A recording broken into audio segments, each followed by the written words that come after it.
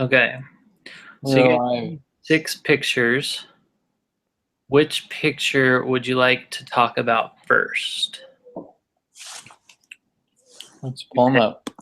We can start with the Nickelback of Cars one first. Yeah, that's probably a good one to start with. Yeah. We're going to start with Nickelback of Cars for 100, please. Okay, the PT Cruiser, the Nickelback of Cars. So this kind of describes... He's got to ask the question Oh, to us. You're good. No, go ahead. Oh. I thought you said pick So one. Oh. we picked that picture because we own a PT Cruiser and we only have one car. What? Talk to the computer. It's okay. And we only I can hear we her. only have one car. Okay. And so we needed a second one because Austin got a job and we both can't drive. We can't drive one car to 2 different places at the same time. Okay. And my little car is great. I got it for a great price, but it's has terrible gas mileage and it's safe, but that's like just about the only good thing about it. And it never got stuck in the snow, but that doesn't matter now because we live in Florida. Okay. Is there anything else you want to say about the car? About that picture? We wanted something better than that. We wanted, yeah, and because it was at a point, it's at a point that it probably needs a little bit of tuning up and repairing done. It helped push us to another decision of whether we wanted to use the new car. So it helped out as well. Okay. So how I understand the need. What feelings did you have? You mentioned safe. What feelings did you have towards buying a new car? What does this picture convey as far as your feelings? Well, The PT Cruiser kind of sucks. the PT Cruiser is not a good option for a second car or a first car, really. Okay. It doesn't get good gas mileage. It is small. It is kind of uncomfortable. Feeling of uncomfortable, definitely. Yeah, it's awkward. It's not fast at all. And because it's not fast, it doesn't get up to speed fast enough, so it's not very safe in that aspect. It doesn't have tinted windows. It doesn't have cruise control. It doesn't really have anything. It's as basic as you could possibly get. There's a little bit of feelings of like, not frustration, but just not... Yeah, we were starting having problems with it. And I've had it for a long time. It's been a good car. But we wanted something that was going to be a little better quality for the money that we could, that it's worth.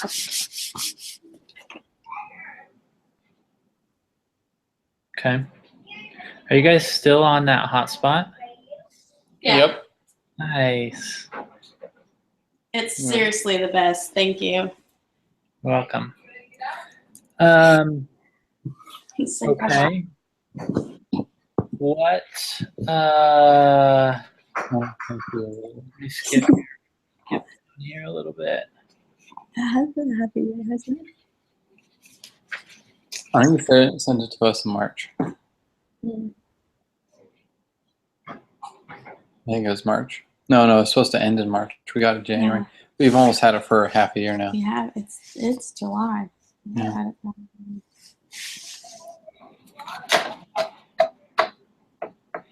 All right, so you said it's not very fast. You're looking for something more reliable. Can you tell me about a time where that car wasn't reliable? Right before we bought this car, it started stalling. It was like... We would like be trying to get up to speed and it would stutter. It would pull around a corner and it would start like jumping, like that jumping, stalling kind of feeling, but it wouldn't stall out and turn off. It would just like... The camshaft sensor went out on it. Yeah, so And it only had 3 hubcaps because one broke in a car wash. yeah, it had 3 hubcaps. kind of ghetto. It like multiple times we had to like pull over to the side of the road because it lost power to the wheels, so it just like give out. And then there's a number of things. It doesn't like run as it doesn't like pick the up reason why I well. said it wasn't very fast. We live in a place like my parents live on a very fast road, and to pull out, you have to. The speed limit's 45 on the road that they live on, and you can't just pull out in the PT Cruiser. You have to wait until it's completely clear. And even then, I've almost gotten rear-ended because my car's not fast enough to get up to speed. Bike lane for 100 yards first. Yeah. Okay.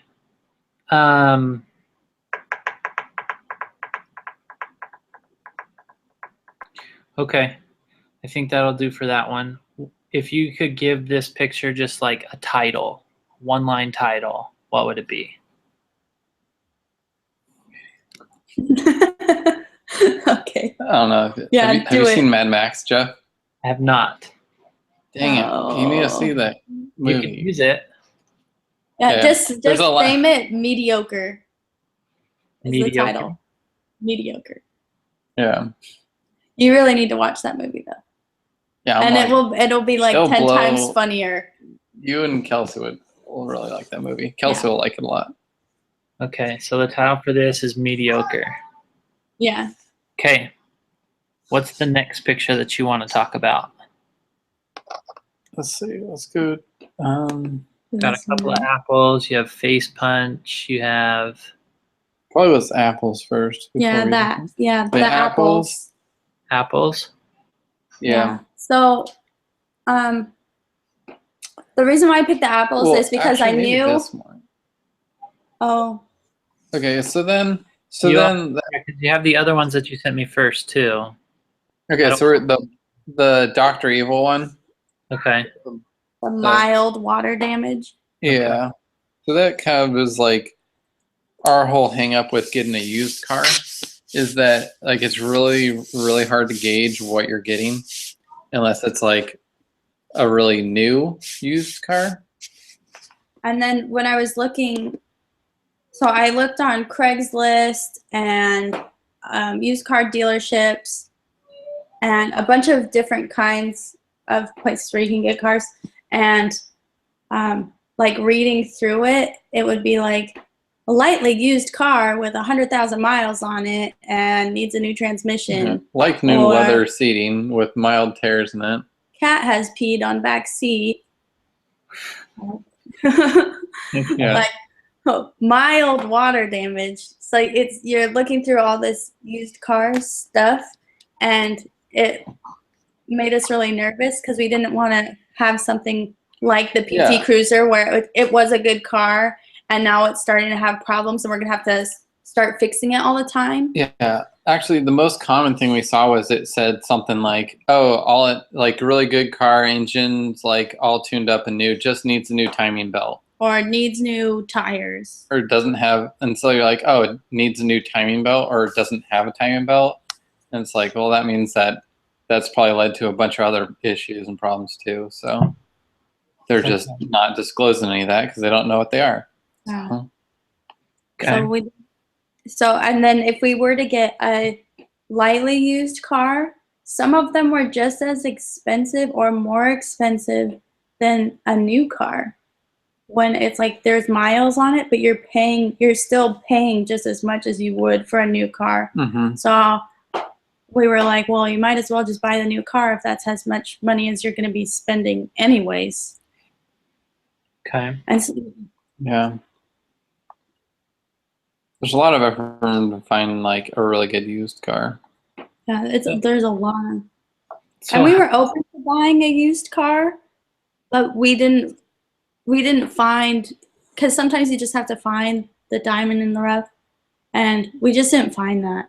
So we decided to get a new one. So, because a lot of car dealerships sell used cars too, I'm sure that's what you guys were looking at. Yeah. Does that change your view or thoughts or feelings towards buying a car from a dealership, or does it? Almost all dealerships offer both, right? New or used. Yeah. So Yeah. how can those both be a positive and negative? What are your feelings on that? How can that both be construed as a positive and a negative? Well, one thing that's nice at a dealership that they have the new and the used is that you can compare directly right there with two cars. So this is what the new one's going to cost. This is what the old one's going to cost, or the used one's going to cost. This is how many miles it has on it, and because they're both going to depreciate as soon as they leave the dealership. So that was just a nice thing that you can sit there and look at that. The downside is that like the prices weren't really that different. Like in some cases, I'm sure you can find a really good deal, but we couldn't find anything. Yeah. Okay, For so the car. Go It's ahead. nice to have options. And we looked at a bunch of different cars used and new. So it wasn't just like the Mazda, which we came to the conclusion, which is our next picture, but it was like we looked at Toyotas, we looked at Corolla, or we looked at Chevys and stuff, Chevy, and Ford, Fords, and we looked at them all, and Mitsubishi. it just seemed like we couldn't find something that matched how much we wanted to pay for something used. that we thought. okay, so you mentioned you don't always get the full story with a used car. Yeah. Why is it important to you that you do get the full story, or that with a new car you know exactly what you're getting? Well, there is the lemon law where you're protected. The consumer is protected against buying a lemon or a car that is broken down and doesn't work. But you can buy a car and then a month later it break down, and you wouldn't even know that there was something wrong because the previous owners. I know that if I want to sell a car, I'm not going to disclose everything because I want the car gone. And everybody's that way. Everybody's a little dishonest when they're trying to sell something because they want it gone and they want the money for it. So why would you, if you want to sell something, why would you say everything that's going wrong? Because then someone might not want to buy it. But I think it's important to know what's going on when you're buying something. That's why, yeah, as a consumer, we had to. Yeah. Because I don't want to end up paying significantly more if there was a problem that I could have fixed right when I bought the car that I didn't even know about. I could have gone into it knowing, oh, Yeah, I need to buy. it saves us money later on, is what it does by Yeah. knowing about our used car, knowing what we're getting with a used car, saves you money later on. This is ultimately what it comes down to. With buying a new car, we factored in that kind of cost difference, and also the idea of that we know exactly what we're getting with the new car. Where with a used car, people are just generally dishonest. How does that make you feel? Frustrated. Kind of like not, we can't trust, little trust in Humans. used car dealers. And I guess new car dealers are also trying to sell you, Yeah. but we knew what we were getting, so it wasn't like we were really buying into anything he was saying. Yeah. Okay. What can you think of a specific experience where one of the vehicles you were looking at seemed like was being portrayed dishonestly? I was looking on Craigslist, and there was a car. I don't remember what it was. I think it was a Toyota, and it was from a dealership, and they had all the facts about it. And then I was like looking at the pictures of the car, and it looked like it had been in an accident, and they had never mentioned anything about that. And then another thing is, a lot of cars on Craigslist, they'll like only put the mileage. They don't put anything else about the car, and then the pictures are not the like actual really pictures. bad quality, and so you can't tell. You can't tell if something Well, and that looks okay or not. that's why it's very important to test drive cars, Yeah. not just rely only on the online services. Because even like when we went to the Mazda dealership, we looked at the prices of a Mazda iSport or whatever, the car that we were getting, and we're like, oh, this is the one that we're going to look at when we go there. And we told them about it. We showed up, it ended up being a hatchback. And we're like, And the pictures didn't show that it was a hatchback. It showed it was a sedan. yeah. So. And yeah, told them to quickly get that out of our faces because I'm not doing another PT Cruiser hatchback car. So. How did that make you feel? I was surprised because online it said, like, on the dealer's website, it was showing something, and then when I got there, it was something else. And I told him, I was like, when I was on the phone, I told him I didn't want a hatchback. I wanted a sedan. And so. Kind of gave me a bad impression to begin with. Yeah. That maybe they're trying to sell me a car that they can't sell as well normally or something. I don't know. All right. If you could title this picture, what would you title it? We're talking about the Dr. Evil picture.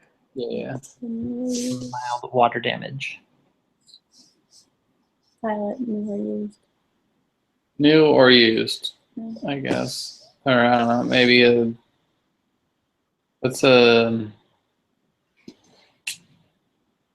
ignorance is bliss.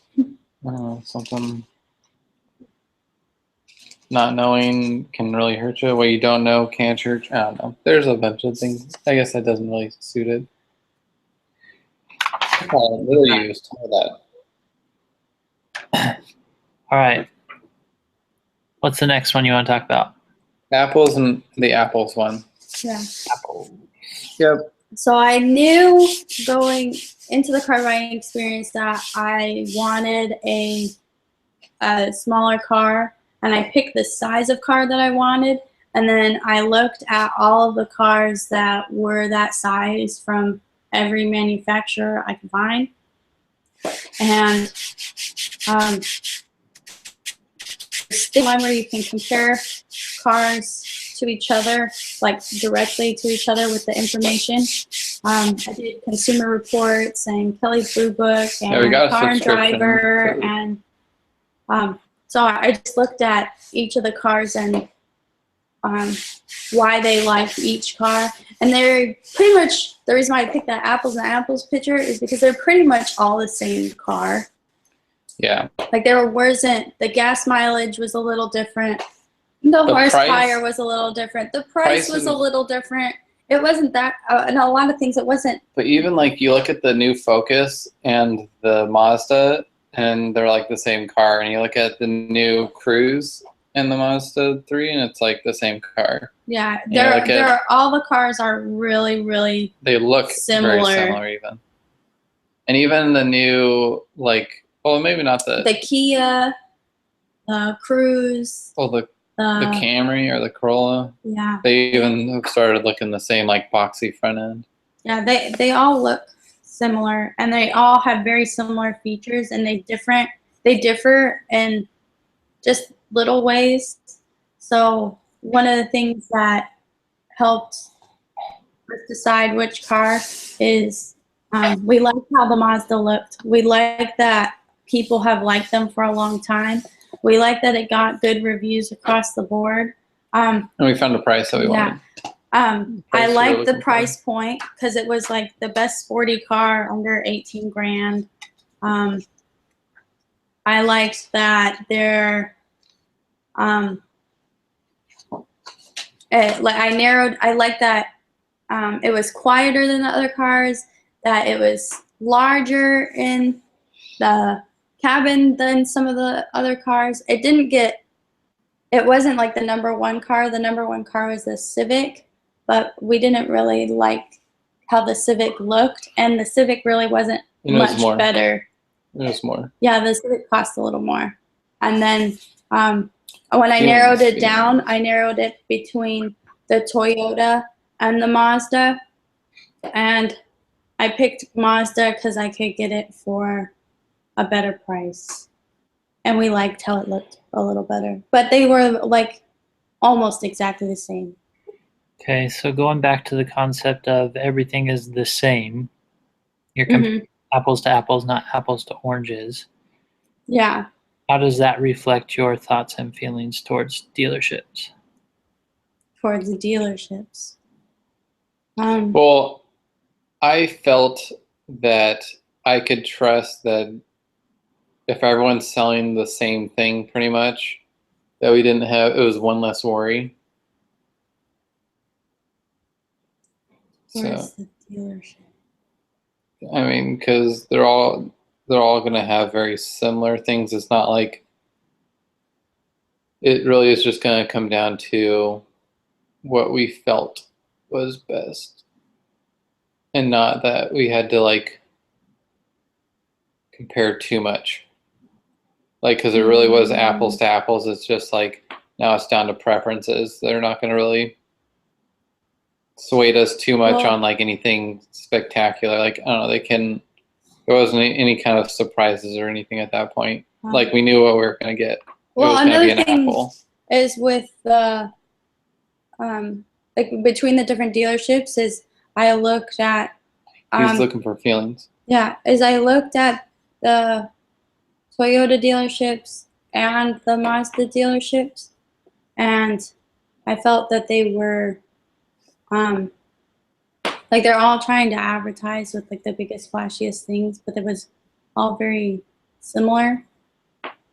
So like I just felt very confident knowing that going into it what I wanted, and that I really liked that they displayed what was there and what you could really get, and I like that the dealerships offered that. Tell me this, and I didn't feel like, because you as a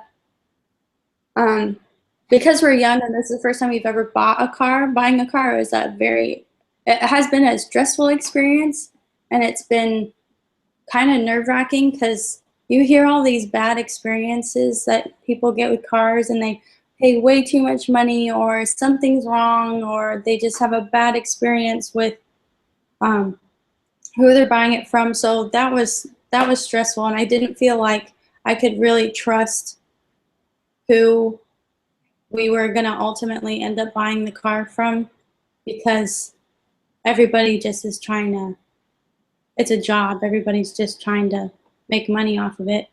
So car dealers, I felt like I couldn't trust them, and that I had to, and that I really had to do my own research and then compare my research to what the dealerships really had to offer in my area.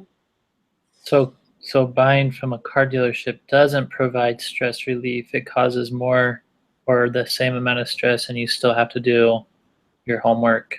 Yes. Yeah.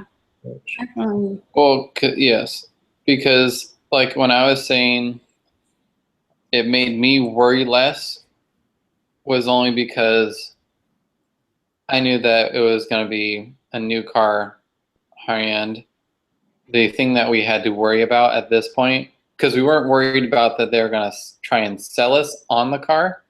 We were worried that they were going to try and up the price a whole lot, get as much money out of us as they could. That's where we couldn't trust. We can't trust a dealership, of course. Tell me this, or a salesman, of course.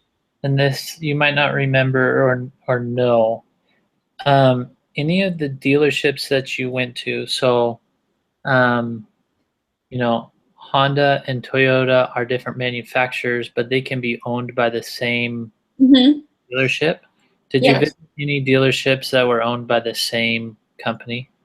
Where Yes. we ended up buying the car Was Volkswagen. was a Volkswagen Mazda Honda.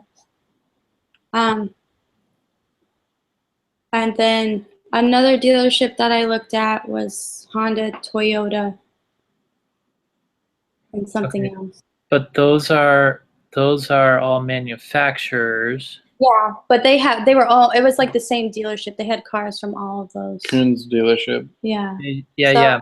I'm talking about different dealerships specifically. So, like example, here in Salt Lake, we have Larry H. Miller, and he has a Toyota dealership, and he has a Honda dealership, and he has a Ford dealership.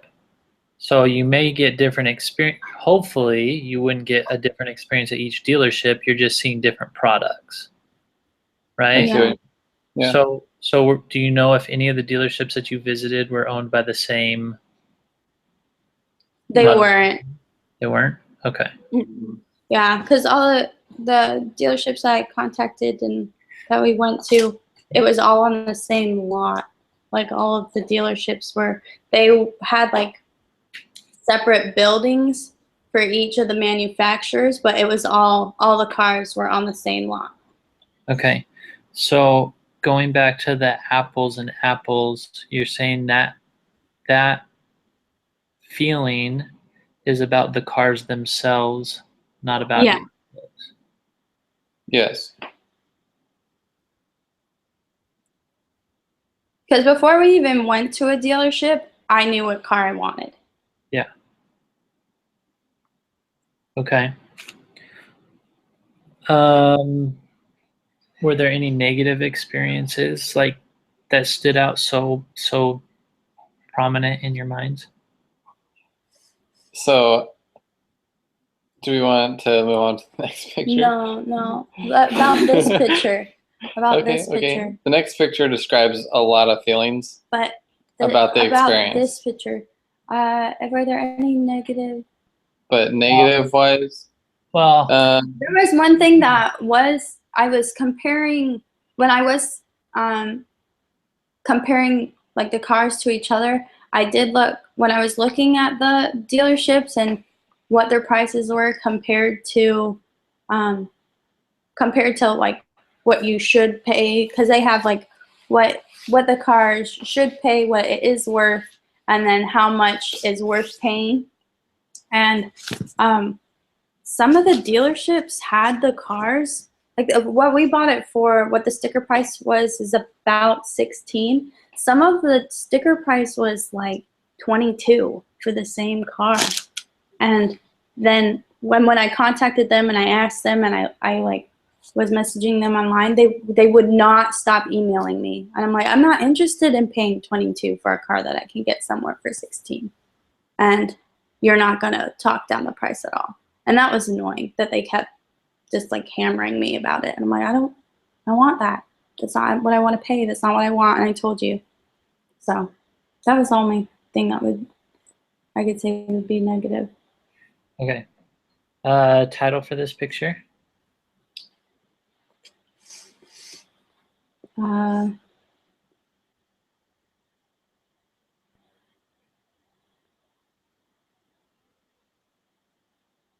Just do apples to apples. I don't know. Okay. All right. What's the next one you want to talk about? Face palm. Do you want to talk about the face palm picture? Yeah, let's do that one next. Okay. Well, I mean, the next couple are all kind of in the same category. I don't want to spend money on, but I want to buy stuff. Oh, yeah. We'll talk about that one real quick. Yeah, let's do that one next. Which one? So, I don't want to spend money, but I want to buy stuff. The girl crying. Okay. I don't want to spend money. Hold on. Let me scratch something out here. But I'll let talk about this. But remember, you need to talk about feelings and Feelings, thoughts, feelings and thoughts. not what happened, because that happened. Went over multiple days. What happened was We only have multiple 20 months. more minutes. But I want to buy stuff. Okay, what's going on in this picture? So in this picture, this is very much my feelings. My dad is an accountant, a tax accountant, and my dad has always drilled into me that just because you have money doesn't mean you should spend it. So this is the biggest purchase that we've ever had, and spending, because this is the first time also that we've actually, like, I've had any money, because I've been in college and I had 3 jobs, but like over the time I made like $9 grand in a year. So this is the first time that we've really had any money to spend on anything besides basic living expenses. So it was really stressful to look and say $16,000 is a good price for a car when You don't have I don't even have $16,000, and that's barely what I make in a year. But Austin's making more money, so it's not as big of a deal. But it's scary. It's terrifying going from I'm gonna buy the cheapest. I'm gonna not spend any money, because I didn't have when we moved to Florida. I went to having from 3 jobs to 1 job, and Austin had a job up in Rexburg, but then he didn't have a job, so it was just me working, and then I got laid off. I didn't have a job for almost 3 months, and then I was working again, and then he got a job. So we went from, if we don't need it, we're not going to buy it, and if we're hungry, that's kind of okay, and we're going to buy the cheapest shampoo possible because we can't really afford anything else, to now we're going to put 8 grand down on a car, which is really scary to, like, what does that even mean? I don't even know if I've seen 8 grand in my bank account online, but I've never seen 8 grand like in person. So when did you have 8 grand in your bank account? I had 8 grand in my bank account before we started. Where'd it all go? I don't know stuff. You had no money when we were doing. Okay. I had more money than you. So what's going on in this picture? And She's crying. yeah, out of conflicting interests. Because we really, really needed to buy a car, and we really need and want things, but I really hate spending money. It's really difficult to spend money. So why? Because you don't want to spend money and then need it later and not have it. Yeah, that's the fear, is that we might need the money later and not have it. That I might, my dad might run over me with the boat, and we didn't have health insurance, and I needed to be fixed or something. Which is an honest fear of mine. Okay, maybe Anna had that fear. I never worried about that. Anna's feelings and my feelings are very different on the whole money spending making thing. Another thing is, like, the house that we're living in now, we barely pay any rent, but we never know if we're going to get kicked out and they're going to say, oh, my mom died and now we don't need the house, so now we're going to sell it, and now you have to go have an apartment and rent somewhere else, and us not have enough money to make a down payment for an apartment or to be able to pay rent or any of those things. So it was scary to go from not having a clue or to not having any money to being able to say, okay, now we feel confident to spend money on a car and to get a loan and all of those things. Yeah, we put $8,000 down on a car. That's like pretty ridiculous. Like, we didn't even make that much last year. If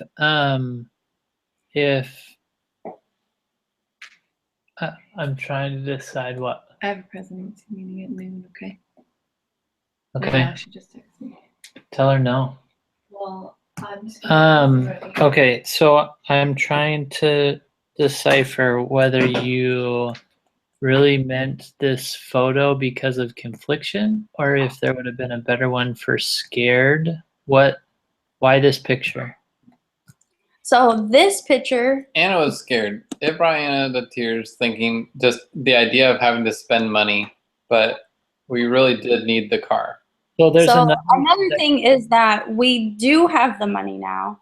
Because we don't have any expenses really, besides now we pay rent and we pay car insurance, and that's really it. So now Did it bring you to tears though, Anna? we have, yes, now we have money, but I don't really want to spend it because we actually have it. But we also need things and want things. Like Austin really wants a PlayStation, like really bad. Okay. Um, But I'm not. I make enough money in like a week to pay for something like that, babe. okay. So okay, because I kind of see what you're talking about. Why does this picture describe it more than?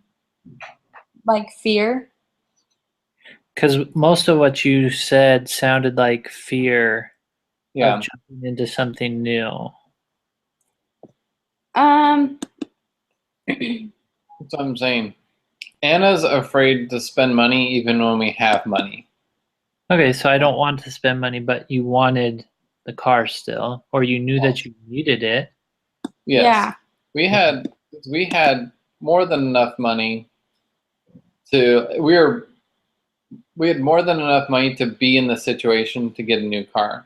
Like whereas most people when they jump in to get a new car, they don't put as big of down payment on it and their payment plans are much bigger and stuff. And so Anna was very much conflicted. I'm kind of like At what point do we have enough money to where we should feel okay with buying stuff? yeah. And so at the whole time up until we bought it, she was saying, I don't want to spend money, but I know we need a new car. Okay. Even though the money was for the car, it was like we just never spent money. And so the money, it didn't like, it was nerve wracking to her just to spend money, even if it was for the intended reason. Kind of like, let's say you grow like a big old crop of plants or something like that, and you spend all day long harvesting these plants, and then eventually it comes time to cut down the plant to eat it, and you're like, wow, I spent all this effort into it, and I really don't want to chop it down now. Okay. But I need to because I want to eat it. So that kind of idea.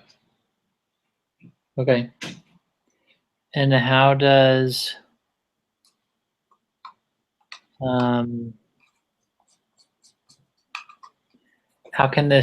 how does this feeling of conflict relate to buying a car from a car dealership? Well, first thing, I don't want to spend more than I have to. I'm kind of a stingy Jew that way. I don't want to have to spend more money than is necessary. And I wanted to go into it knowing how much this is going to cost me. So, AK, how much is it going to hurt? yeah. So, how much do I need to put down on a down payment so that the monthly payments are reasonable so that we can that's a different picture. afford it? That's a different picture. This is describing the idea of coming to terms with that we are actually going to spend our money at the dealership. Yeah. And that the dealership is going to be like, we're going to be in debt to the dealership essentially. Oh, we're in debt to the bank. And that's a hard thing Yeah. to. Because this is the first reason time with. too that I've ever been in debt because I never had student loans. So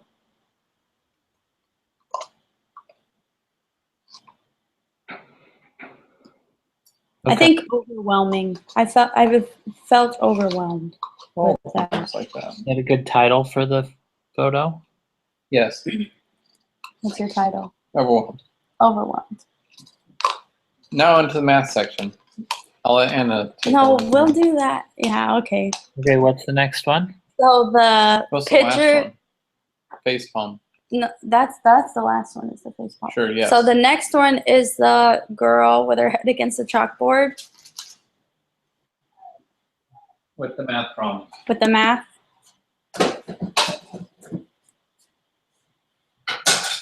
Okay. So this picture, because all of this has been really overwhelming and confusing and stressful, me trying to do math that works, that makes me understand how much we're going to have to put down on a down payment, how much we're going to have to spend per month, how much the car is going to actually cost, what is interest, and all of these things that I just couldn't math. I couldn't do it. Okay. I tried so- really hard. I couldn't type things in a calculator. I couldn't focus. I don't know what was wrong with me. Plus, and I mean, Anna, I don't think understood. We didn't know how the numbers were going to actually add up once we got to the dealership. Well, I knew that I wanted Okay, the let me sticker finish. price to be 16, and I knew that Yes. I didn't want to pay much more than 20. Okay. And that's so okay, but Anna was trying to figure out the monthly payments before we ever went to the dealership, and the dealership was going to give us a 5-year projection. We didn't finance through the dealership, so we didn't even get real numbers until after my bank did all the calculating stuff. But Anna was really kind of frustrated and could not function even trying to calculate all this stuff out. It was really frustrating. Because she was trying to figure it out on her own without the input. It's really the banks and stuff. frustrating knowing that this is the sticker price, but you don't know how much extra you're going to end up having to pay at the end. You have no clue. Okay, how did that make you feel? Angry, Angry? confused, frustrated, Defeated. defeated. Defeated is a good word. Yeah. Because I felt like no matter how much I crunched the numbers, I still was never going to know. And then even when because there are calculators and stuff online where you can type in how much you're going to put down and how much interest there is and all this stuff, but you still don't know because it gives you a number, but it's this is not it's still not for certain how much it's going to be. And another big part of it too is credit is still a really new thing for us. And I have good credit, but Austin doesn't. So I wasn't sure how that was going to play into it too. I don't and have how good, much interest you don't have. I don't good have credit. good credit because I have never owned a credit card. That's the explanation behind that. Okay. That's a good excuse. Yeah, Austin has awful credit because he doesn't have a credit card. He hasn't paid off his student loans. Yeah, and now we have a car. I like that Credit Karma. And Hold on 1 second. Hold on 1 second. Baby. Going outside.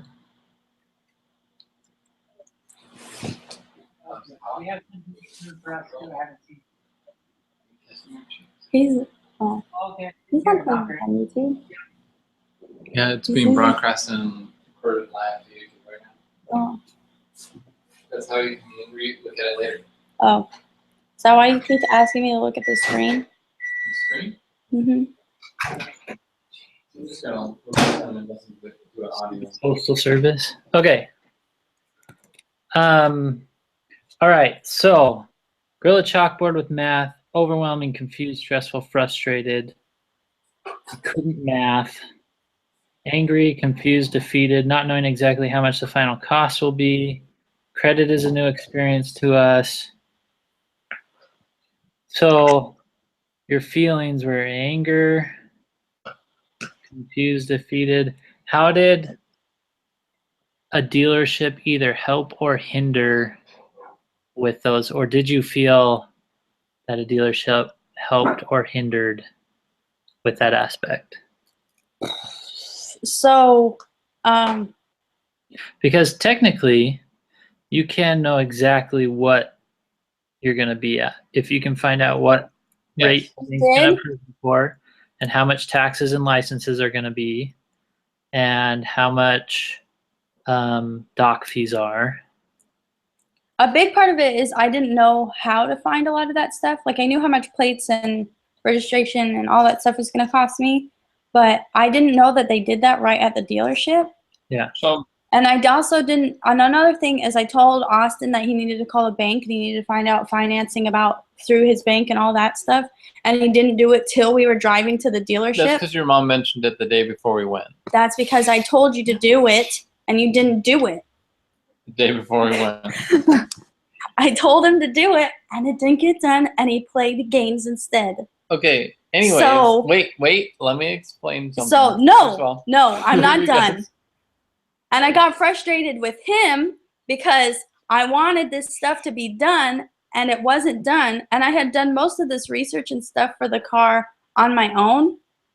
And I had decided what I wanted and how much I wanted to spend and all those things. And he was kind of like, all right, well, when are we going to do this? And I was like, well, how about tomorrow since it's the end of the month and you need to call the bank? And he didn't do it till we were driving to the dealership. So we knew we were approved, but we didn't know what the interest rate would be. And because his credit's not very good, I wasn't sure how it was going to deal out at the dealership. But one of the things that the dealership did do that I really liked, and that made me feel a little better, is that they brought out a sheet that had, it was done on Excel or something that had, this is what you're getting, this is what the cost is. This is what you're getting, this is what the cost is. So the dealership fee, the registration, all of those things were printed on one sheet of paper, very simple and very, very easy to read with the numbers all put right there. And I really appreciated that. That made me feel a little better. Feel a little better. Thinking back to that moment, what did you They feel? showed us the total cost. Yeah. Is what they did. Well, they showed us the total. do. Well, they showed us the total cost with how they got to that total cost. It wasn't just some arbitrary number. They showed us, and they didn't just give us an arbitrary number. They showed us how they got to that number right off the bat. Which, So when they handed you that sheet, what feelings or thoughts went through your mind? well, the Enlightening them. first thing was relief because I knew that I was getting We got the What? price we wanted. Yeah, I knew that I was getting the price that I wanted, and I knew that the end result was what I wanted it to be.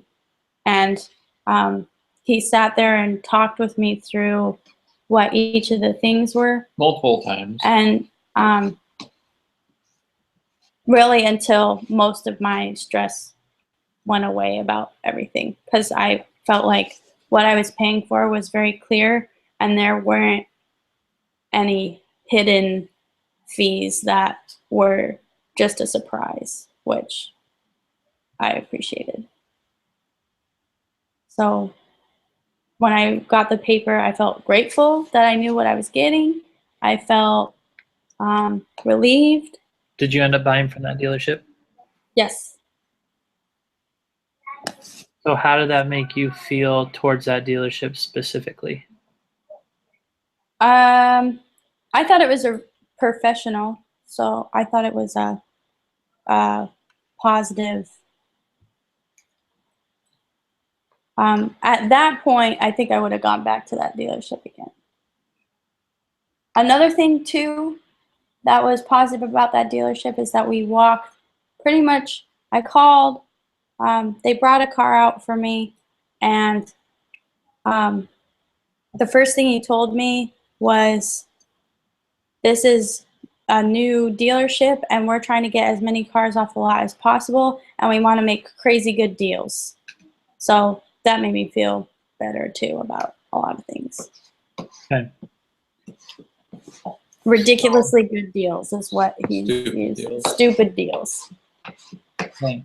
But okay, so with going back to the whole paper thing that they gave us the numbers and we were able to read it, it gave us a feeling of a surety that we like That was what we were gonna pay. that our preparation had led to the result that we were wanting. Yeah. Satisfaction.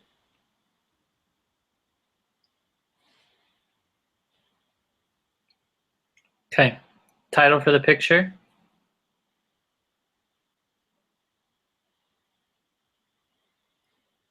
I can't maths.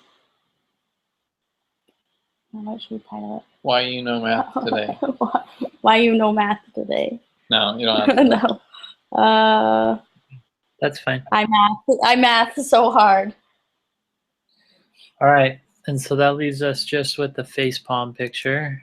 Okay, so let me explain this because Anna was at work for most of Yeah. this. Okay, so this was the best part of the car buying experience for Or me. I guess Anna will explain it. And then you can explain it. Is I did all the background work and I decided what we wanted to pay, and I picked a number, and then I had to go to work, so I was like, bye, and I left him to pay for it, and that was the best part of it.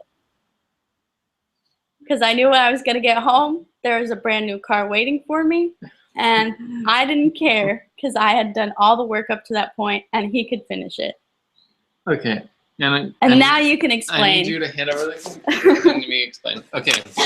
So now let me explain a little bit of my feelings throughout the entire thing. So obviously, I don't know if you could Hold on. What's going on in this picture? Okay, so it is not just a guy like face palming himself. He's actually like, there's been so many like frustrating yet unavoidable, I don't know, or avoidable like things that have happened that have led to, I don't know, just the feeling of embarrassment and just frustration, sadness, irritated, annoyed. No.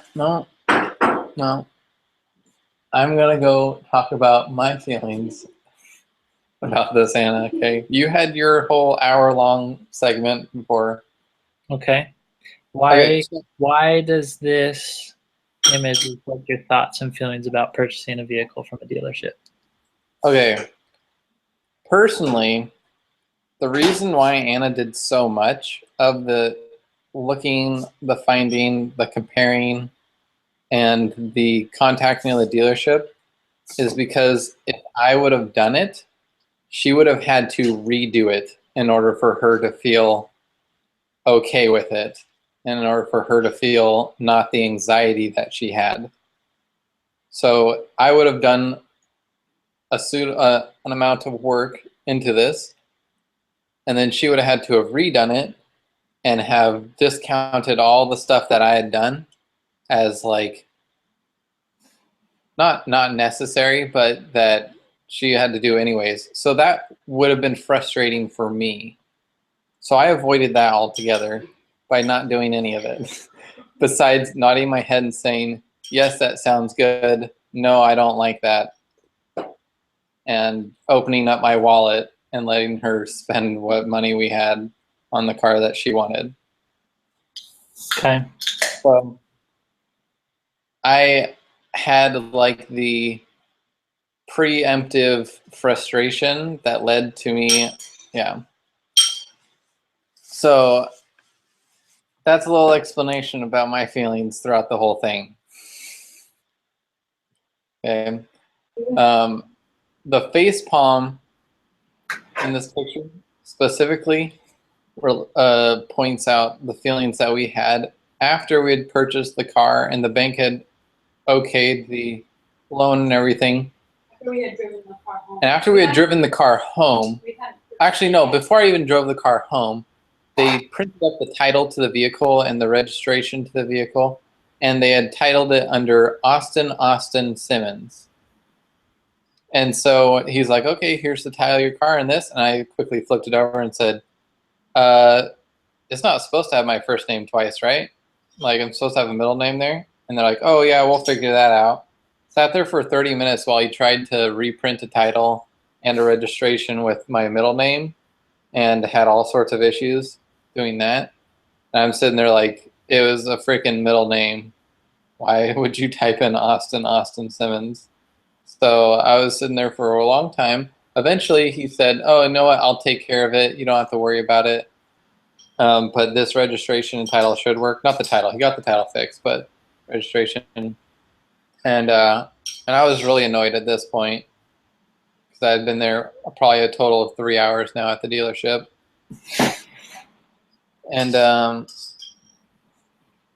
And so then he was like, okay, and we just need, or I was like, oh, and is there a fax number or an email or something that I can get hold of you so that I can, like the contact with my bank? Because my bank's really annoying to get a hold of because there's all these extension numbers and you have to wait on like this hold line for them to find someone, and then they can't process my account until after I verified myself with my bank. So he really couldn't communicate with my bank too much on my bank stuff. So it was just, yeah. So anyways, and then the guy himself that did my financing was like, had a voicemail box that was full, which was really annoying. Like I called him probably about 10 times in the next 3 days to try and get a hold of him for this whole communicating between my bank and him. And his voicemail box was full, and I left messages with the like receptionist at in the front of the dealership, and she said that she would give messages to him, and they never got to him, and then my bank would call me, and my bank was really annoying because they would call me. They would say, "Hey, we need you to sign these forms that we'll email to you." They emailed it to me. I signed them, sent them back in, and they said, "Oh." And then like a day later, after I thought that they had sent over the checks to the dealership, they called me back and said, "Oh, there was like a discrepancy with like your signature." And I was like, oh, and they're like, "You're gonna have to sign with like the signature that you originally signed the bank account with." And I'm thinking that was 9 years ago when I was 14 years old, and so my signature's not the same. And so I was really annoyed with that they were trying to get me to sign with my original signature. And I told them that I couldn't because I don't even remember what that signature was. And so they're like, "Oh, well, sign like your driver's license." And so I signed like my driver's license, and I had to send a picture of my driver's license in, and then they had to send me all these other form things. And then they called me back again because they only sent one check, and then and I had to verify or something that I wanted both checks sent. And so it was really, really annoying. And over the course of like 4 days, I probably got 10 phone calls for the dealership, 10 phone calls from my bank, and I made about 20 phone calls to try and like get them hooked up and connected. But the guy at the dealership didn't ever give me the fax number or the like appropriate email for them to like for the bank to communicate to him. And the bank couldn't give me any of their information because they're just a call center thing where they help you. And it wasn't like there was anyone specific handling my case. And so the guy at the dealership didn't want to call through at all. So I was really frustrated, really annoyed, really disappointed, and irritated, pissed off, and just like, can you just take my money already and leave me alone? And that was like, Okay. Yeah. Let's go title to this picture. This is taking a little bit longer. I'm okay, but I don't want to keep you guys super long. Yeah. Title for this picture. Um, I don't know. Facepalm. Facepalm.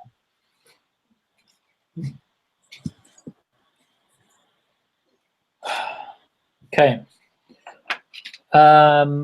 Were there any pictures that you were looking for that you couldn't find?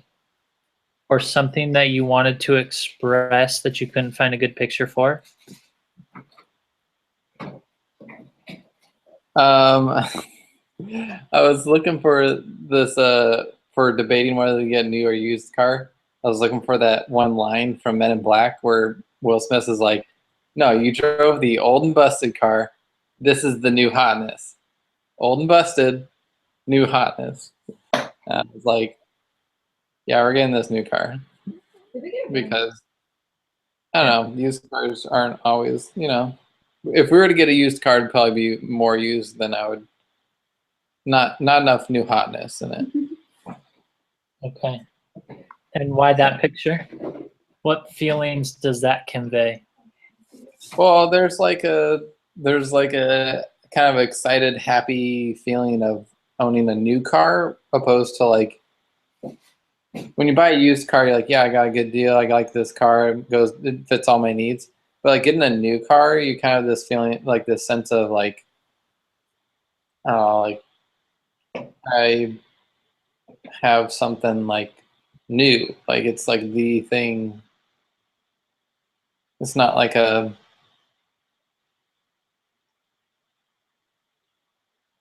it's not like I don't even know how to describe it. But yeah, that's the Okay. cool, brand new. So in relationship to a dealership, How? the feeling, I don't want to put words in your mouth, but what sense of feeling does a dealer give you? That type of feeling? Yeah, I mean, the dealership definitely did a good job of getting us excited about owning a new car. I was very like skeptical the whole time. Excited. You were very excited. I I was was really stoked. skeptical up until I like drove away in the car. And then I was like, yeah, this is my car now. Like this is like I own this pretty much. Actually, the bank owns it, but I paid off 50% of it at least. So that's something that is a positive. They excite you. Yeah, Yeah. Okay. that's what they're supposed to do, I imagine. Okay. Um. They got us excited, and the guy tried to do a really good job of making us feel comfortable with the price and everything too. Yeah. Well, when we test drove the car, he like turned on the music and turned it up and Showed was us all the yeah features. made it really comfortable. Showed us all the things. Showed us all the new tech things on it. Okay. Yeah, it was exciting. All right. So if you had to pick 3 of those 6 images that best convey your feelings, which 3 are you picking? The My face palm feelings? one, My feeling's definitely the face palm one. the apples to apples one. Just because the dealership dropped the ball really bad on like trying to communicate with my bank, and also with like the whole title thing. Okay. So that's face what face palm. apples to apples. The apples to apples one, and then what's the other one?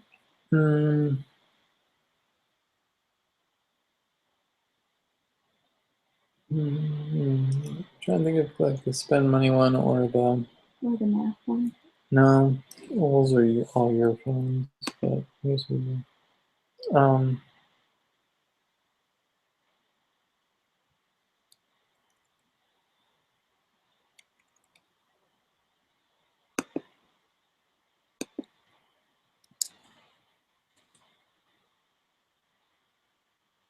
Yeah, probably math one, I guess. We can Math? go about that. Yeah, the math. Okay.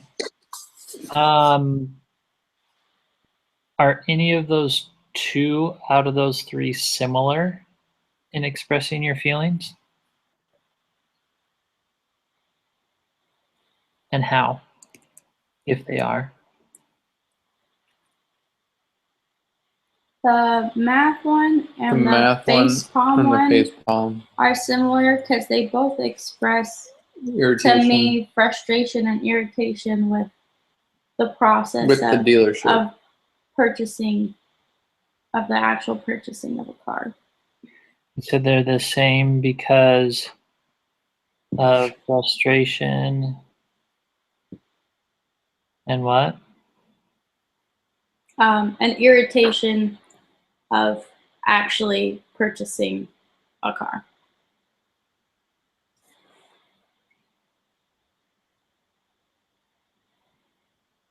Okay, how are those two different? I feel like they're different because they express different different phases of our feelings of purchasing the car. The facepalm one is more before we got to, or after we got to the dealership, when we were the actual process of purchasing the car that we bought, where the math one was before we bought the car and our feelings before we even went to the dealership. Yeah, I think the math one expresses a lot of like our feelings. I guess it's supposed to describe our relationship to the dealership. Well, picking was the our dealership feeling- it was our feelings with coming to the price with the dealership, and then the after one was paying for the thing Right. at the dealership. trying to decide how much we wanted to spend, and then the facepalm one is what we were spending.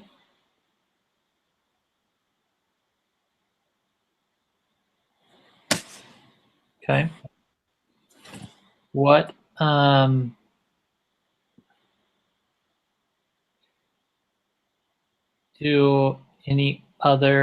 does any other pairing of those photos, let's see.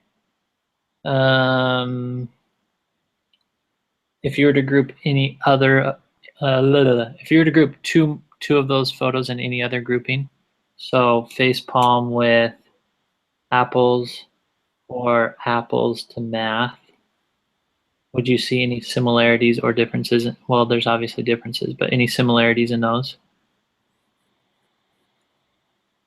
No. A little bit with the apples and the Math. one, because a big part of me comparing the different kinds of cars and picking a car to played into how much I really wanted to spend and figuring out what was a fair price to spend for a car that size. Okay, and differences on those? The apples one mainly focused on picking a car, picking a dealership, picking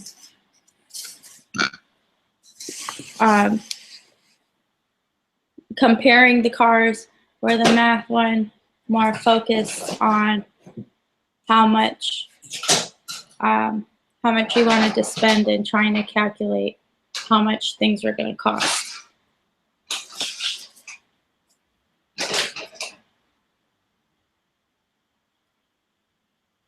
Okay.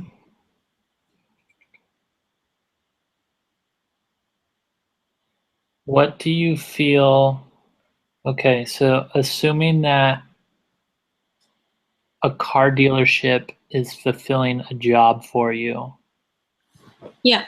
What job do you feel a car dealership? What are you hiring a car dealership to do for you?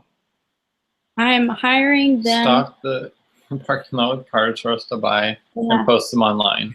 That's their literal job. What job does it fulfill for your own personal needs?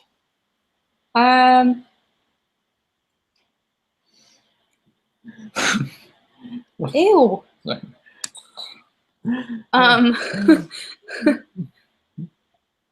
Food came out of my mouth and held her in the arm. So, what job does it fulfill for me?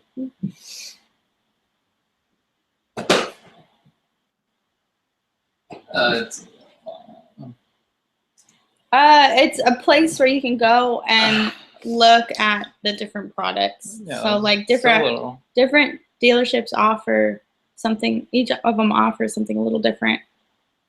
I think So a place where they can get you excited about purchasing a car, fill you in on information about actually owning the car, and what that has in store for you and what kind of specs and stuff the car has to offer you. And then like the experience of actually driving the car and seeing the car in person instead of just researching it. Okay. So making it feel like this could be yours and getting you excited about the big purchase that you have in front of you. Okay. They also helped us with comparing the actual, because we were also comparing the sport with the Grand Tour Oh yeah. and the touring, and so I mean they did a good job of like the guy. We asked him, so what's the difference between the ice sport and the touring? And he's like, oh, we give you like real rims and it has like a sunroof in it. And they were like, is that worth the extra $200,000? He's like, no, definitely not. Yeah, it was nice So- to go, and the questions that I couldn't get answered anywhere else, I could ask in person, which was really nice. Because So most everything you can find They online. gave us confidence in the car we wanted to get. Good work. Okay. Okay. So, All right. I want to look at the picture. I don't want to spend money, but I want to buy stuff. A Okay. little bit more, okay? Okay. This is zoomed in on her face. If you could imagine that the picture was in a wider frame, this wasn't the borders. What's going on around her in that picture?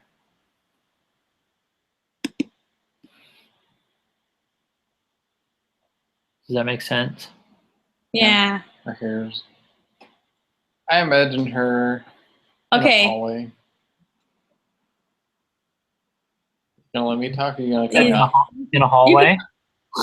You could. I imagine her in a hallway. She like just walked out of a room of some sort, and like maybe a person or two are walking by, and she's just so defeated and so like conflicted with things that she doesn't even care that anyone else might see her or whatever, and she just has to be alone because she's so frustrated with her own conflicting feelings of her needs and her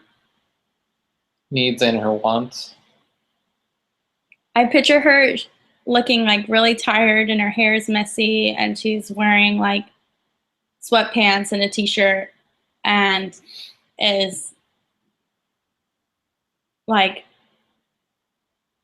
really desperately wants all of this stuff to happen, but there's so many things that are in the way of that.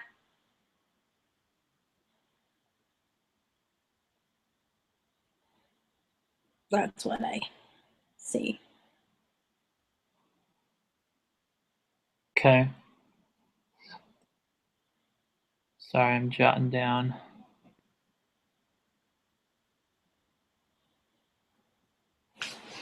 Okay, if a car dealership if a car dealership, oh, what's the word that I'm looking for? If a car dealership was not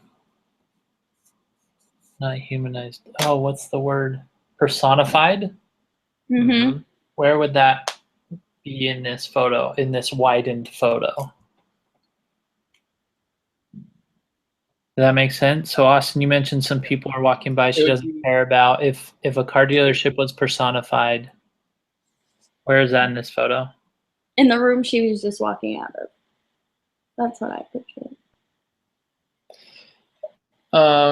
What they are and what they should be is what I feel like. No, because the dealership isn't trying to be the bad guy in the thing. So a dealership would be like a person coming up and being like, maybe asking her if everything's okay, or I don't know, trying to No, I don't feel like that. make her about the feel better. dealership. Because the dealership's not trying to make you feel bad. That's your No. own. That's your feelings that you're getting from them. If you were to personify your feelings of the dealership projected onto them, then it would Because be it's not really their fault. then it would be them in the room making her feel bad about herself or something, making Yeah. her have conflicting interests, not being able to choose. But there's a big difference between what the dealership is and what their thoughts and ideas are and what the consumer. So are you saying It's like you froze. Oh, but my computer isn't gonna just crash.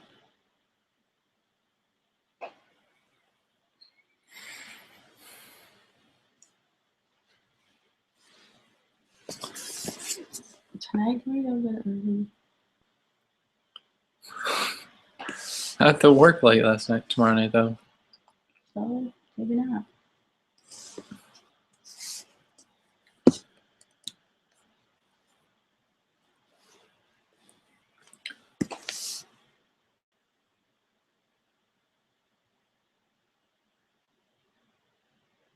Do do do do do. Do do do.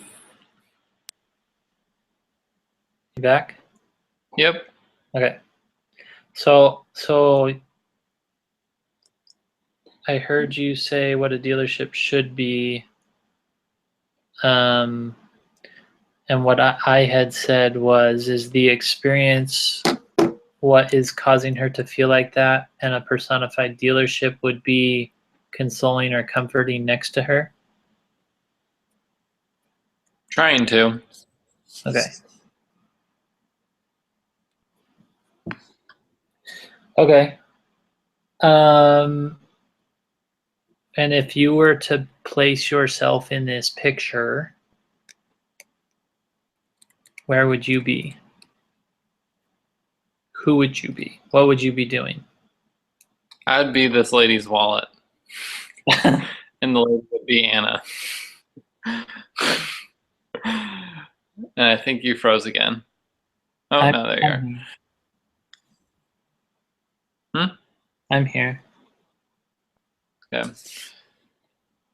Okay, so but as a whole, it's you would take her position. Huh? Yeah, I guess so. Yeah. Okay. The position's actually, I wasn't really ever frustrated or consumed by the math like that. I figured it out really quick and already felt very comfortable with the numbers very early on. Anna, like for probably about a week and a half after we had gotten the car, was still trying to calculate how much we would have to pay if we wanted to pay off the car in 2 years, and how much we would have to pay if we wanted to pay the car in like 2.5 years. Yeah. And I was just like, you double the car payment if you want to pay it off in half the time, Anna. But you don't. So It's actually less than double. yeah. But But okay. yeah, I just said we're gonna pay a flat number every month. So Okay, so and we're actually paying back my bank too. So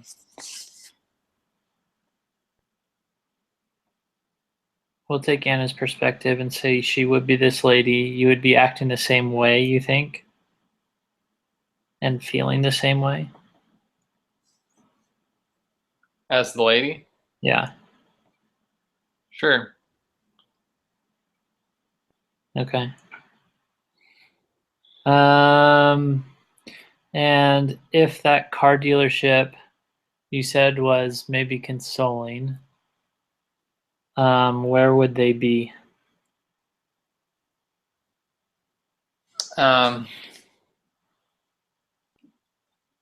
Probably right next to her with a hand on her shoulder or something. Okay. And he would have like his hand out, like pointing out, like, "Hey, come on, let's look at the like let's consider the benefits here." What? You'd have like an open look to him, like an opportunistic look. Okay. Why do you gender it as he? Because I think the only lady at the dealership was the receptionist at the front. Okay. I honestly envision like a slightly like hefty or husky white individual that's bald and is wearing like a blue shirt with a tie, a blue button-up shirt with a tie.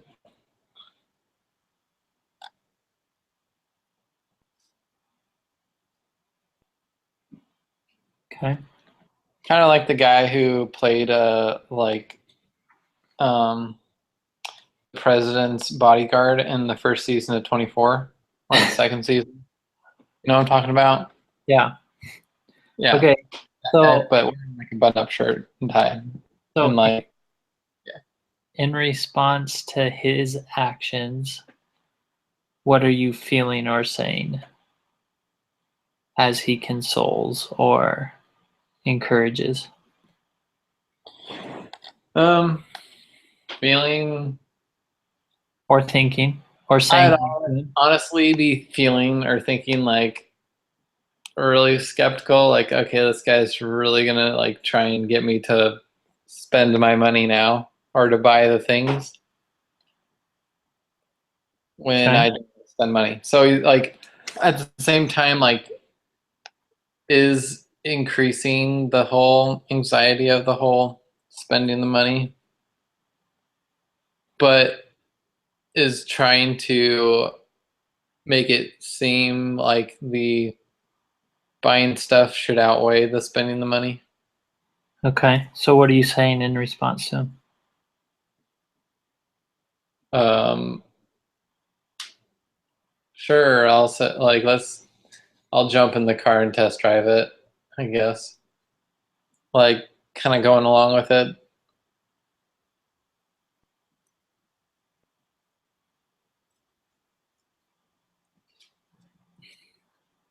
Okay. What all right, we'll stop with that. Um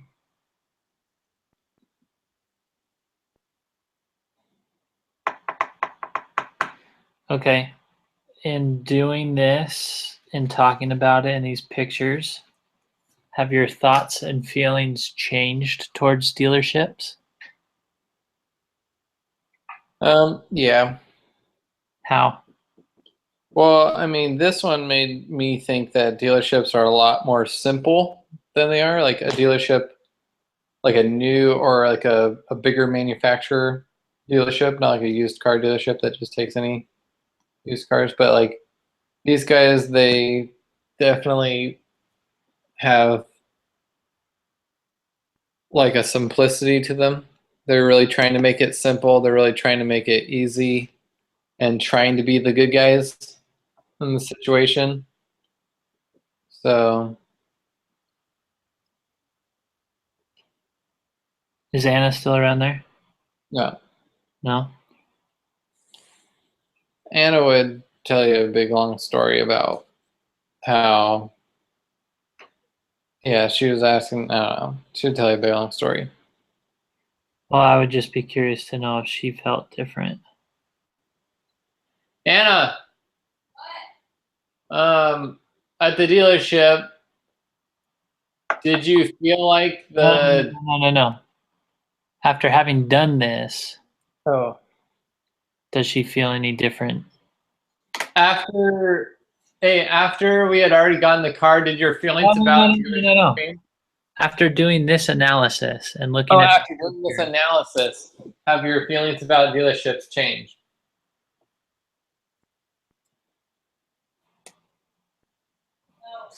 No. Okay. Mine Go ahead. have. They just have been more looking at the perspective of the dealership, trying to be the person to make it easy on the customer and providing them the best opportunity to get a car, which may come off as like them trying to sell you a car and make money off you, but they're really giving you the best opportunity, which looks like they're trying hard. Which every dealership's going to do that. Okay. So Oops. Okay, I got one more thing, and it can only take like 8 minutes because I got to get ready for church. yeah.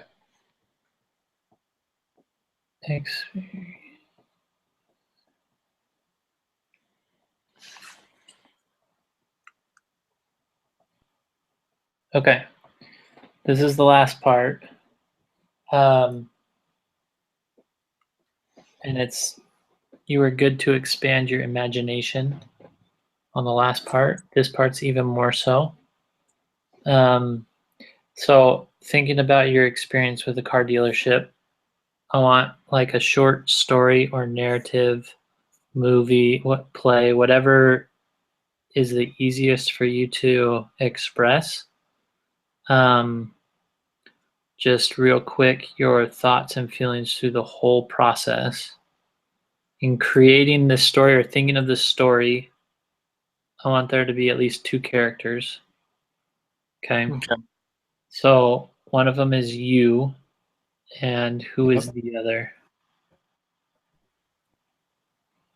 What? You're kind of like So in creating this story to express your feelings, one of them's me. yeah, one of them is you, and who's the other one?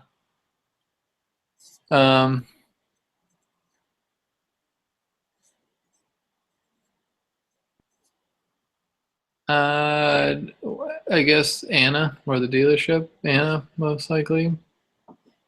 Yeah, Anna. Okay.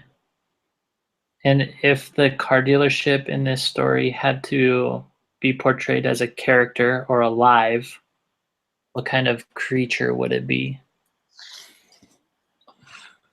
The dealership would be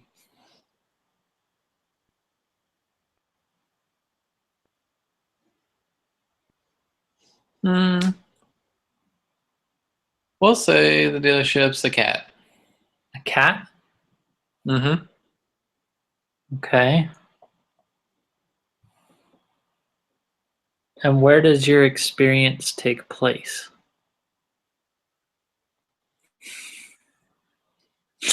The experience takes place in this is supposed to be like a really creative, like metaphoric story of it. Is that what it's supposed to be? Maybe.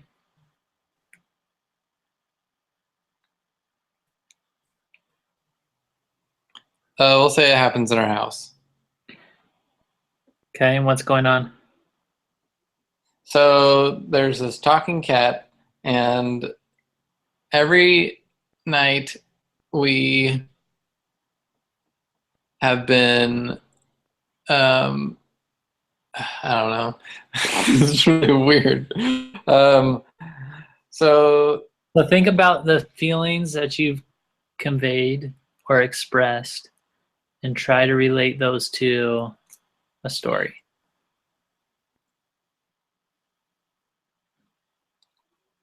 oh man. Uh,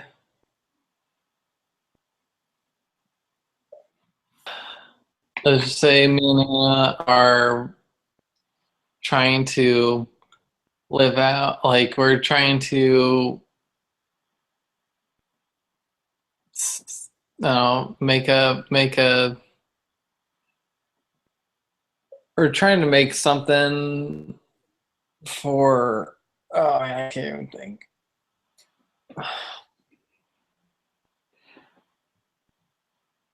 Me and Anna are trying to build something, and the like, and this is so weird. I can't even think of like something thing or similar. So yeah, let's say we're playing, like me and Anna are building like a building blocks or something like that, and like we're building up for a puzzle. We're doing a puzzle. Me and Anna are putting together a puzzle, let's say, and um, and the cat comes and jumps up on the table, and we really want to get this puzzle done, but we know that um, like like the more people we have involved, the more help we'll have. And the cat talks and tries to convince us that, hey, I can help you finish this puzzle faster. But we've known other cats, and we know that cats like to steal and play with things. And so we're like really skeptical to actually let the cat help us out with the puzzle. And because we're thinking the cat's just going to steal some puzzle pieces from us, and we're not going to be able to complete the puzzle. And it's going to be really frustrating not being able to complete this puzzle, because if we don't complete the puzzle, then we can't put the puzzle up or something. It can't be ours. We can't keep it. And so the cat is like trying to convince us, saying that he's really good with his paws and he's really good with like small things. He can handle things really well, and that he won't let any of the puzzle pieces get lost at all. He'll make sure that we know where they all are at all times. Or like, you're a very fishy cat here, and want me to pause? Hmm. Okay, you got this. I guess you're recording this, right? Okay, so then after we've like looked at how much of the puzzle we have left to put together, and how much like this cat has tried to convince us, and we finally let the cat help us, and he starts putting some puzzle pieces in, and we start getting down to like the last few pieces, and we start looking around, and it looks like we're missing pieces, and we're already going, oh, the cat obviously is the culprit here. But then we realized that the cat ended up just throwing in, or he was just holding on to all the pieces, and he finished it off for us and wanted us to get excited about the completed puzzle. And yeah, so then now we got a completed puzzle, and the cat helped out, and he really wasn't that fishy or anything. And then the cat accidentally knocked the puzzle off the table at the end of the story, and or a few pieces at a time, and so I had to put the rest of the puzzle back together a couple times. And that's the story of buying a car. Perfect.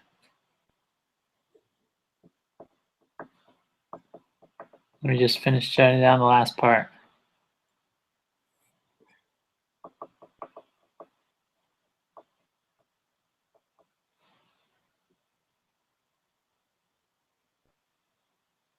Okay.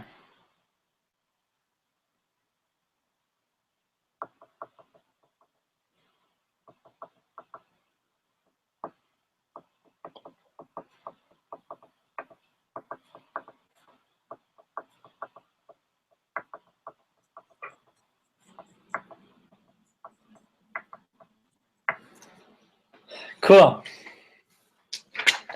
That completes it. That took a little bit longer than I was expecting, mostly because of some long, drawn-out stories Yeah, I tried to remind her feelings, Anna, feelings. or experiences, and that's okay. But I guess I had a couple stories too. But Let me just see if there's anything else that I wanted to touch on.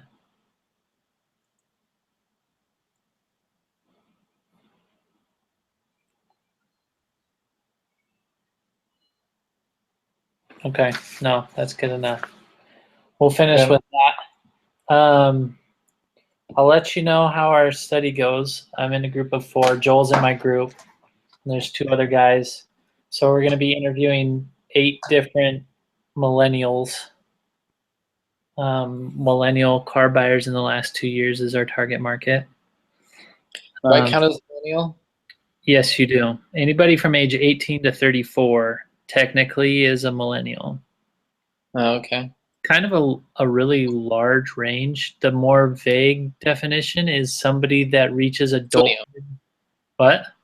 Pre-millennium people? No, it's somebody that reaches adulthood around the millennium.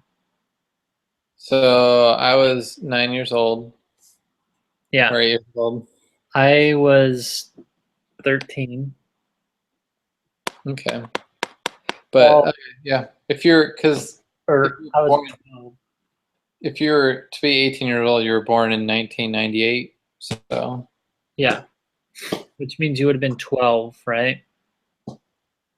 Huh? I mean, you would have been 2 at the millennium. yeah, if you were born in 1998, but you would be 18 now, which would qualify you for the study.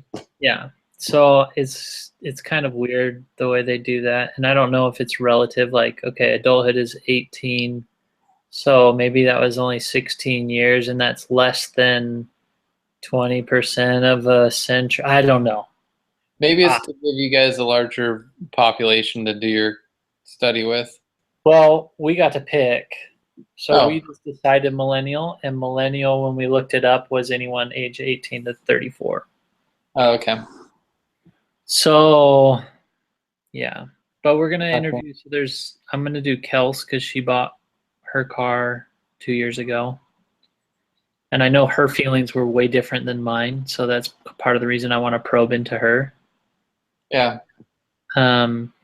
She actually touched on some of the stuff that you guys did at the beginning, the very beginning, with your PT Cruiser picture and mediocre and like a little bit of a need for luxury or a little bit of a need for something you could have more confidence in Upgrade. and a need for safety. Upgrade, yeah. Kelsey kind of had some of those same issues that I already know about. A sense of status that she's told me about before, and those are totally different than my reasons for buying a car. Yeah. But they were part of the, like, her reasons were some of the reasons that I succumbed to her need, or succumb to her need to fulfill those things in her life. Okay. So anyway, but I'll let you know how it goes, how our study goes. It was interesting. I think even just at this point, you guys probably expressed stuff to each other that maybe you guys felt but didn't ever say to each other, which was kind of funny. No, yeah, I definitely knew. Like I told you the whole thing with me not doing anything. And I've never told Anna that because she would never like accept the idea that I would do nothing because she would have to redo things. Because it wasn't good enough. It's really funny if this ends up being like something that helps your marriage in whatever way, opens Yeah. communication or allows you guys to express yourselves better to each other. Yeah, we're pretty good. I mean, we're pretty good as it is with like talking and feelings and stuff. But like sometimes I do things though in the background and I don't like just to say things just to keep things working fine how they are. Status quo, whatever. So yeah, this is one of those things I brought up though. I was waiting for a time to bring it up. So. Well, it'll be interesting. This, yeah, I think we're going to have a wide spectrum. Like you guys are probably on the lower end of people that are going to be interviewed. So it's interesting to see like how much of a strong factor like money and finance was through the whole thing. Because Gotcha. that isn't necessarily what we were expecting. The millennial attitude is kind of like, I'm going to get what I want now and pay for it later. Huh. So You should. I would be interested, and not maybe more just because he's her brother, but I'd be interested to see Chris's perspective on things, just because he's much different than me with how he thinks about things. and me. I mean, he was here. He was here this week. I don't know if he told you or mentioned anything. He stayed with us, like a day, a night, and a half a day. But he's changed kind of since things have cooled down about that breakup. I saw him on the phone, and even then he was like kind of still a little bit snotty and snooty, but He's such a turd. he was different. He was different when he was here this time. He was like really well mannered and very. He seemed authentic in his conversations and his sincerity towards us and being grateful and that kind of stuff, and our hospitality. Okay. So, all right, man. Well, I appreciate it. I got to get ready for church in like 8 minutes. Yep. Like, be ready in 8 minutes. Well, So, I'll talk to Mary. you later. Tell Anna thank you very much. Will do. Enjoy your Sabbath. See ya.